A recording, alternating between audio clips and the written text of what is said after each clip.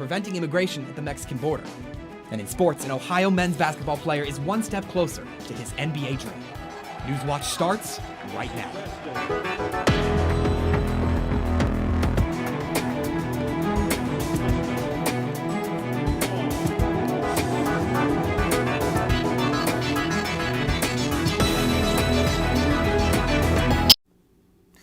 Good evening, I'm Dylan Tyson, and welcome to Newswatch, your source for all the news impacting southeastern Ohio.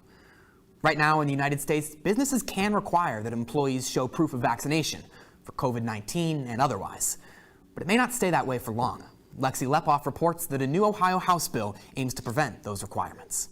Many businesses are hiring as pandemic restrictions are lifted, and some, such as Bagel Street Deli in Athens, are requiring that employees have the COVID-19 vaccine. This has many people asking, is this even legal? In short, attorney Mark Fischel says yes. Right now, in both on the federal and local state level, there are no prohibitions against employers requiring employees to actually be vaccinated as a condition of continuing to work for that particular employer.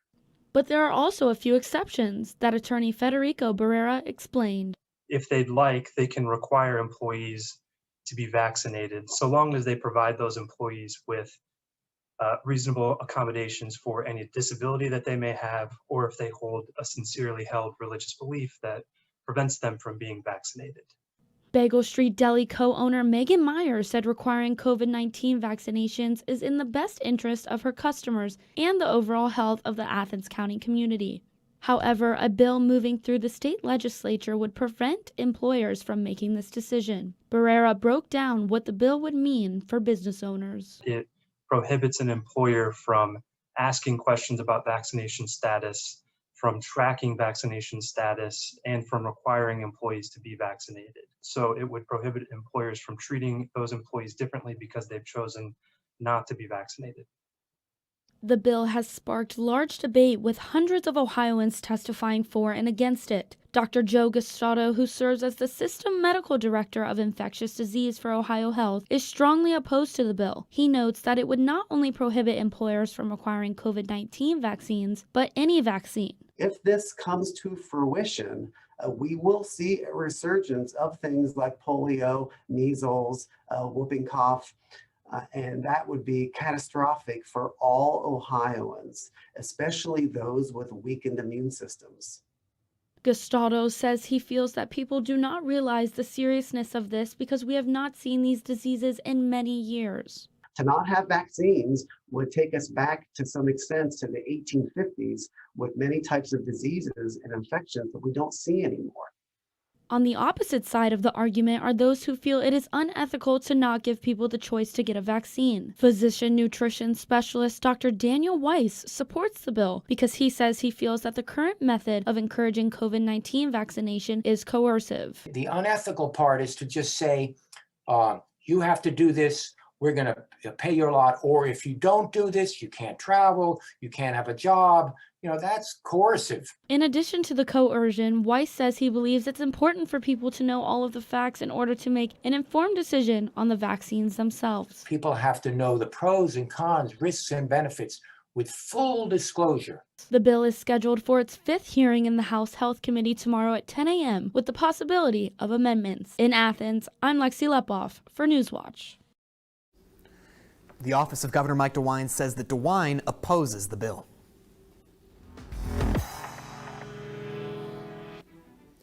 Good evening, I'm your forecaster Benjamin Byers. We certainly have had a crazy day today with thunderstorms, and taking a look outside right now, we're seeing a little bit of a clearing, but there's still that rain. The thunderstorms have left the area, but it's not going to stay, it could possibly not stay that way for long. Taking a look at the throughout the night, we do have flood advisories like in New Martinsville until 8:15. 1 to 1.5 inches of additional rainfall is expected, so please watch out for that flooding if you live in that area. Right now, taking a look at the big temperature map, 78 in Newark, 77 in Columbus, 74 in Chillicothe, and 71 in Jackson. So throughout our area, it is very cool, and it definitely is not sunny, but it is a cloudy area throughout our southeastern area, with the exception of on the northern side. In Columbus, we are seeing partly cloudy skies. And back to you. Thank you, Benjamin. It's certainly been a gloomy day, but the weather was a bit better for some Juneteenth celebrations this past weekend. Ohio University held its first Juneteenth celebration, and people gathered together at Mount Zion Baptist Church for the unveiling of a free little library, exclusively featuring the work of Black, Indigenous people of color. Dr. T. Ford Ahmed helped organize the event at Mount Zion. I have never, outside of my small community of Black and Indigenous people, celebrated Juneteenth. And it's usually done with supper or very family-oriented. But now to have it move past family to embrace extended family, to embrace community family, to embrace so many people, it's the best. The free little library was gifted by the Athens Anti-Racist Action Group. Ada Adams Woodson, president of the Mount Zion Baptist Church Preservation Society, and Athens Mayor Steve Patterson placed the first 2 books in the library box, which sits outside of Mount Zion and is free to anyone who wants a book. The library features works for both children and adults. Because being Black in America is an emotional roller coaster ride every day. And so people who are going to pick up these books from the library are going to hear those stories, just like the book here, The Other Side. And when you have books like this talking about how people of different ethnic groups can come together and find a commonality, that's what this library will bring to Athens and Athens County. Later in the day, on the south side of Ohio University's Athens campus, people gathered at the Juneteenth Festival for food, fun, and remembrance. It'll be an opportunity to educate community members, as well as come together and celebrate, and as well as acknowledge current issues that still need to be addressed. For many, the holiday serves as a possible step toward moving forward as a nation. So I'm hoping that we won't keep backsliding, and that at some point, people will kind of get it, that we're just one people on this earth. In Athens, I'm Taylor Burnett for Newswatch. Thank you, Taylor. And last weekend marked the first ever commemoration of Juneteenth as a federal holiday. While state offices were closed, some state lawmakers hope new awareness has an effect on other racial equity efforts. The Ohio Legislative Black Caucus is pushing for a ballot issue to take slavery out of the Ohio Constitution, which currently says that slavery is banned unless as a punishment for crime. That it makes no sense that clause remain in our Constitution. And what greater time to move it forward, given all of the division that we've seen. Here's an opportunity for the state of Ohio to say, we do not accept that as part of our Constitution. The Legislative Black Caucus is also backing a bill to make Juneteenth a paid state holiday. The Biden administration considers rolling back a COVID-19 border policy. Then West Virginia rolls back state COVID restrictions on its 158th birthday. These stories and more when Newswatch returns.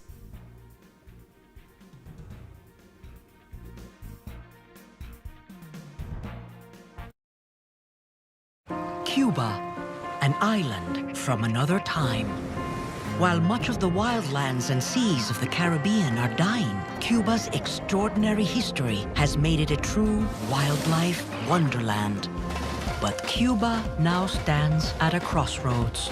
She's opening her doors to the outside world. Will the island's wildlife pay the ultimate price?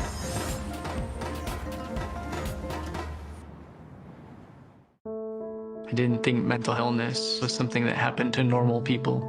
I'm constantly under siege by my own mind.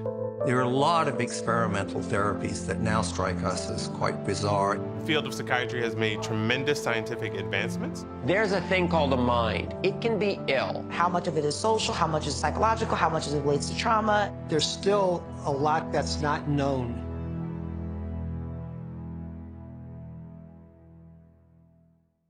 Let me share something with y'all. When I first met Hanif, it was like an older brother. He never was in trouble until my mom passed. He could be a good kid. He just need guidance. I'm struggling, man, to make it to where I gotta make it, to go to where I wanna go. How I'm gonna get there? I'm trying to save a life. And I take life serious. This ain't no damn game. Two Gods, Monday, June 21st at 10/9 Central on Independent Lens. It's been said that Alzheimer's, or dementia, is a family disease. It affects not only the person with the diagnosis, but the entire family. Hi, I'm Kathy Matea. Over 5 million people in the U.S. live with age-related dementias. As our population ages, that number will only continue to grow. Join me as we explore these issues in Living with Alzheimer's and Dementia.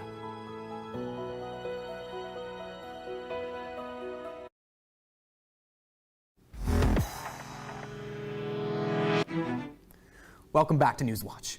Ohio University has been collaborating with local law enforcement to create a new training program for their officers. Curtis Fader has the latest on what this high-tech project entails. The Athens community is launching a new project to give de-escalation training to local law enforcement. This project, called the Appalachian Law Enforcement Initiative, will provide a new angle for officers to experience their training through virtual reality. This idea was put into action by Ohio University students and staff, with the end product being used by the Athens County Sheriff's Office and the Athens and Ohio University Police Departments to train their officers.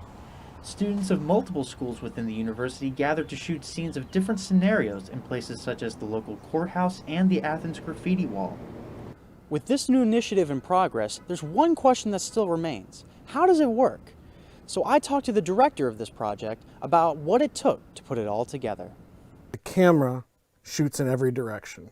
And so when you put the headset on, wherever the camera was, that's where your head feels like it is. And so if you shoot in a bar, it feels like when you put this headset on that you are standing in the bar. If you look down, you see the floor of the bar. If you look to the left, you see the left side of the bar. If you look to the right, everywhere you look, you see the bar. He also expressed some differences and additional challenges that he faced when shooting for virtual reality as opposed to normal film. You know, traditionally in film, you can hide all sorts of things like lights and the sound people and the director. They can all stand behind the camera. In 360, there's no behind the camera. We don't have the opportunity to edit as much. So we shoot the entire scene as one large piece. So in that sense, it's a lot more like theater. While the Scripps College of Communication took care of the production side of things, the Voinovich School of Leadership and Public Affairs funded the project and got in contact with local law enforcement. John Bourne, a faculty member from the Voinovich School who had a 26-year law enforcement career and is involved in the project, is proud of the work being done and wishes to expand the new training to more law enforcement agencies in the future. The opportunity for not only Ohio University, but in this case, people serving in Appalachia and being served in Appalachia to be able to lead an effort that others across the country can follow is pretty exciting.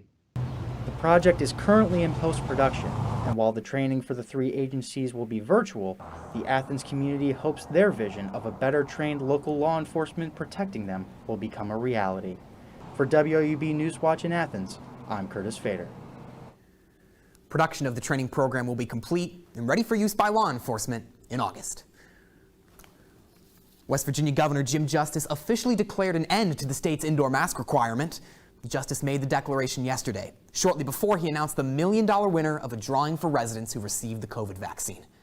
Despite the restriction rollback, he encouraged West Virginians to remain vigilant and help keep COVID cases down. We've got a ways to go, do we not? And we don't want to drop our guard. And we sure don't want to have one of these variants spin around and hit us in a really bad way. Karen Foley of Mineral Wells won the $1 million prize in the Do It for Baby Dog lottery during the celebration of West Virginia's 158th birthday. Other prizes included custom pickup trucks, weekend trips to state parks, and lifetime hunting and fishing licenses. 2 younger vaccinated residents won college scholarships, which include tuition, books, and room and board. The Biden administration has proposed ending a policy that has turned away almost 650,000 migrants at the border. A health policy known as Title 42 has given officials authority to turn migrants away since the onset of the pandemic. Immigration advocates say the policy has put migrants in harm's way by subjecting them to dangerous conditions in Mexico. It has also led some families separating, since unaccompanied children are not subject to the policy. The Biden administration has been identifying vulnerable migrant families in Mexico and allowing them to enter the U.S. in recent weeks. The Department of Homeland Security has not commented on a possible phase out of the policy. Thousands of Kentuckians can now apply for a waiver that could clear them from having to repay overpayments included in their unemployment benefits. The Kentucky Office of Unemployment Insurance says it has mailed notices to about 14,000 unemployment claimants. They say the overpayments were made in 2020. The notice letters inform claimants how much they were overpaid and provide instructions on how to apply for the waiver. Claimants have 30 days from the date postmarked on the letter to apply for the waiver. The Supreme Court makes a historic decision regarding college athletes. That story still ahead. And when can we expect these thunderstorms to end? Find out next in my full weather forecast. But first, here's a look at stocks of local interest.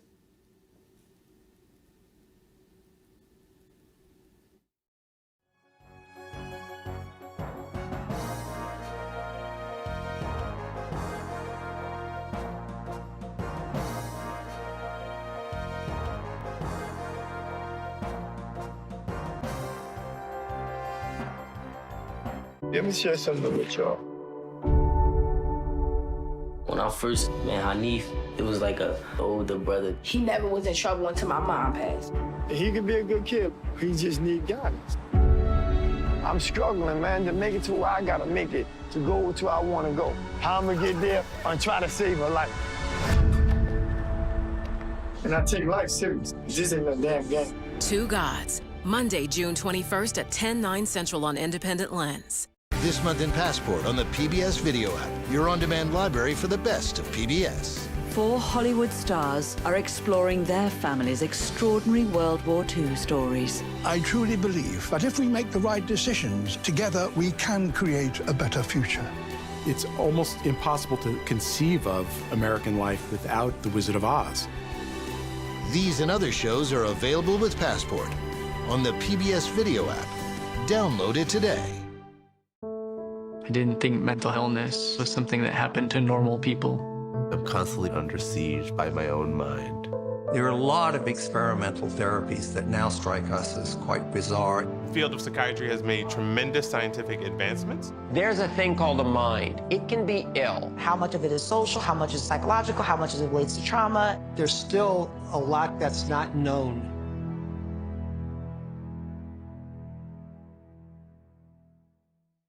Cuba, an island from another time.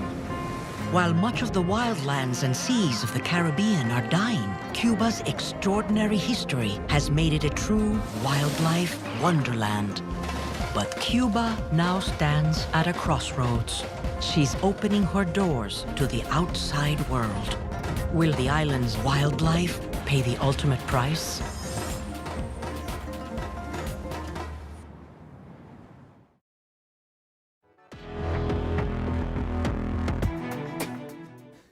Good evening. I'm your forecaster, Benjamin Byers. Well, it certainly has been a crazy day in our southeastern area with a lot of thunderstorms, and we have a lot of warnings and even watches in our area. With the flash flood warning and for until tonight at 9:30. We can see this in Athens, Marietta, and Ripley, and make sure to turn around, don't drown. If it looks like the water's too deep in front of you, about 2 inches is typically where you want to be wary. Please be careful as you're driving home. And then we even have a flood advisory in New Martinsville until 8:15 tonight. 1 to 1.5 inches of additional rainfall is expected. And please watch out for flooding. Again, if it's too much, turn around. It is not worth it.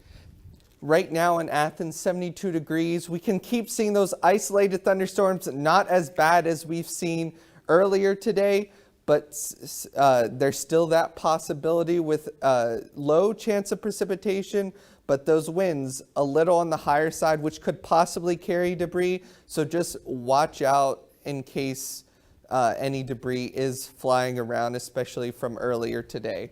Right now, in our southeastern area, 78 in Newark, 77 in Columbus, 74 in Chillicothe, 71 in Jackson. It is not sunny throughout our southeastern area, as you've probably seen. It is cloudy, and those chances of thunderstorms are remaining, except in our northern parts, where we can see partly cloudy skies. It's not as there's not as high chances of thunderstorms there. Tonight in Athens, 57 degrees. We're going to cool down a bunch, and those thunderstorms are going to remain with some hail possible. So please make sure if your car is protected and anything breakable outside is protected. Those winds are going to be strong, so you're also going to have to look out for possible debris flying through the air with those winds. Tonight in our southeastern area, 56 in New Lexington, 57 in Athens, 60 in Ripley, 59 in Marietta. Just very cool throughout our southeastern area and very cloudy with those chances of thunderstorms remaining. Taking a look at the hour by hour for tonight. Will remain cool throughout the night, and we'll see possible chances of rain here and there, especially at 12 a.m., 42% chance, and then 73 degrees at 8 p.m. with those isolated thunderstorms. Tomorrow in Athens, 71. It'll be sunny and cool, unlike we've seen today, and the hour by hour will be cool in the morning. And back to you, Dylan. Thank you, Benjamin. The Supreme Court dealt a major blow to the NCAA today. The justices unanimously ruled in favor of a group of college athletes that sued the NCAA for violation of antitrust laws. As it stands now, the students in the NCAA are not allowed to receive payments for anything except educational expenses. They can be paid for tuition and books, but not for the billions of dollars made from ticket sales, television contracts, or the merchandise featuring them. The NCAA argues those practices are necessary to preserve a distinction between amateur and professional sports. And while this decision does not bring an end to those practices, it begins to broaden the range of income that student athletes can receive. Justice Brett Kavanaugh wrote, "Nowhere else in America can businesses get away with such actions." He held firm that the NCAA is not above the law. Hello again, everybody. Coming up in sports, both the Reds and Indians tried to avoid a sweep yesterday. Highlights from both games coming up later on. And right after the break, an Ohio University basketball star is moving closer to a childhood dream. Find out more up next on Newswatch. And be sure to stay tuned to WOUB. Here's a look at what's coming up tonight on your public television station.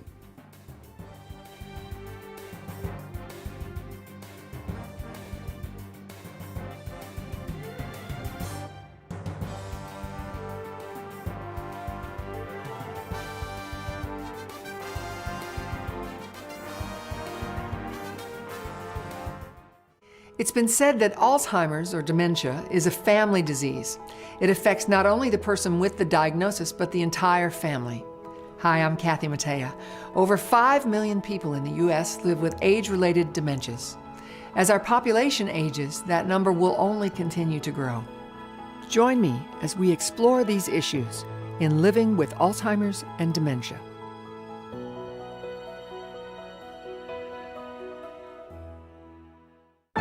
Has the market for these Texas treasures gone batty since we first visited Austin? I'm just shocked.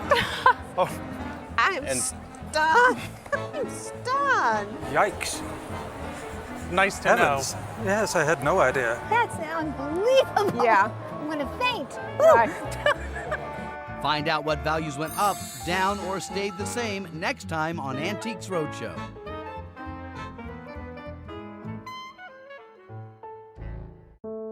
I didn't think mental illness was something that happened to normal people. I'm constantly under siege by my own mind. There are a lot of experimental therapies that now strike us as quite bizarre. The field of psychiatry has made tremendous scientific advancements. There's a thing called a mind. It can be ill. How much of it is social? How much is psychological? How much of it relates to trauma? There's still a lot that's not known.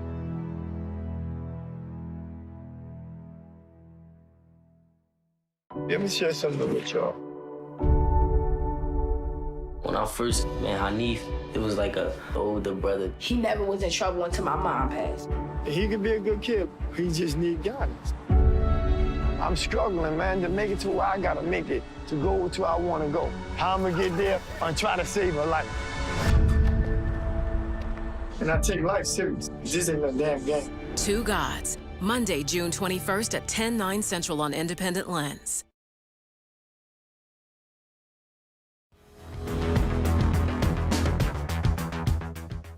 Welcome back, I'm Brian Kerp. Jason Preston is taking another step towards having his name called in the NBA draft next month.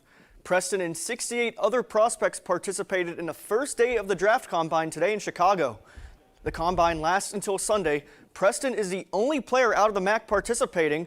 JP averaged just over 16 points per game last season. He also averaged about 7 rebounds and 7 assists for the Bobcats. Preston was a big part of Ohio's MAC championship and NCAA tournament run in March. Now, fans didn't have the opportunity to see Preston or any Ohio teams in the Convo this past year, but OU still gave them an opportunity to participate from afar. Ohio launched the Convo Virtual Sellout Initiative, giving fans the opportunity to purchase virtual tickets to support the teams. One of the unique opportunities was to have a cardboard cutout in the stands at the Convo. Athletic Director Julie Cromer says this was a big hit. Really clever way to be able to get at least our images into the Convo, if not the people. And what I thought was really special about it is several fans took the opportunity to honor loved ones and family members, and sometimes it was their pets, and sometimes they were fun images. But it was really a great promotion. Cromer is hopeful that Ohio can welcome a full capacity of fans back at events this fall, but there is still no official word from the university. After falling to the Pirates on Friday and Saturday, the Indians looked to salvage the final game of the series yesterday afternoon. And things got off to a good start for the Tribe. In the 5th, Harold Ramirez hit a bomb to deep left, his 3rd home run in 2 days, giving Cleveland a 1-0 advantage. The Pirates evened the score on a single in the 6th, but the tie didn't last long. Just after the Pirates pulled their starter Josh Naylor singles to right to score Eddie Rosario, and 2-1 was their final in Pittsburgh. The Reds also tried to avoid the sweep in San Diego, but it was another rough day for the Redlegs. In the 3rd, Will Myers slices one the other way to chase home 2 Padres. Myers scored later on a throwing error, making it 3-0 San Diego. The Reds went on the comeback trail in the 8th. Eugenio Suarez drives in a run on a fielder's choice to make it a 3-2 game, but too little, too late. Mark Melanson slams the door for the Padres, securing the win and the sweep over the Reds. Now the Reds look to right the ship tonight, and they have Tyler Malley on the mound against the Twins. Malley has won each of his past 5 starts, including a 12-strikeout performance against Milwaukee last week. Meanwhile, the Indians travel to the friendly confines of Wrigley Field to take on the Cubs. Aaron Civale is the only pitcher in the big leagues with 10 wins, and he goes for number 11 tonight. First pitch for both games is set for shortly after 8 p.m. I'm Brian Kerp, and that's it for sports. Back over to you, Dylan. Thanks, Brian. Officials in Paris have found a potential solution to traffic jams ahead of the 2024 Olympics. They're partnering with Volocopter, a German aircraft manufacturer, to bring air taxi service to the city. CEO Florian Reuter says you will never have a traffic jam because there are none in the skies. Passengers will be able to book flights on their phones and fly on one of the predetermined routes. But for now, let's take a look at the skies in Athens and your final forecast. Benjamin? Taking a look at our final forecast. Taking a look at the 7-day forecast. There's a sunny day tomorrow, and we'll see 3 sunny days, ahead of us, ending Thursday. And then Friday, we start to see some clouds come back through our area, but then Saturday, Sunday, Monday, like we've seen these past few weeks, the chances of thunderstorms come right back in. But sadly, that heat doesn't leave us either, as we can see highs of 85, and even with the lows not too low, only down to 46. But those chances of precipitation are there, with 46% on Sunday, Monday 44%, Saturday 38%. So not high percentages, but they're still there. So make sure to plan ahead, as most of